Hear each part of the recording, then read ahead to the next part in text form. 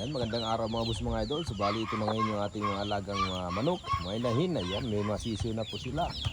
Ayan. Mayat yung, ayun yung ating tandang. Ayan. Subali ito yung ating papalakihin at ating alagaan para lumaki. Ayan, kita niyo po yung iba yan. Meron pa parating yung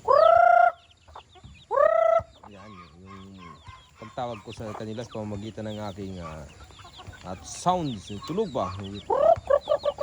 Ganun, basta marinig na yung ganang tunog, ibig sabihin nag-ano na ako, namamahagi na ako ng grasya. Ayan, so ayan. Yung iba, hindi pa nakakano dito yung iba dahil wala pa. Pa sa malayo yung iba. Ayan. Ayan. Pero pupunta dito, tatawagin natin.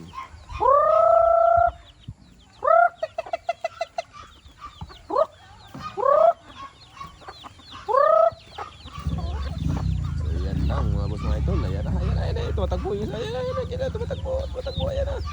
Ayan, bali ayan yung ating isa pang tabogan natin to. Ayan, kasi yan, galing yan sa lumlum. So,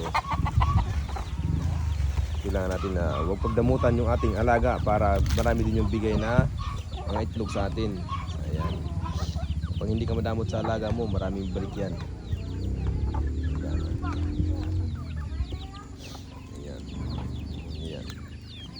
Bali yung iba, naglumlum na din yung iba. Naglumlum, tapos yung iba may mga sisiyo na dun. Nagano lang. So yun lang mga boss mga idol. Update na kayo sa susunod kong video. Maraming salamat. And love you. God bless you all. Mama chup chup. Alright. Yan yun.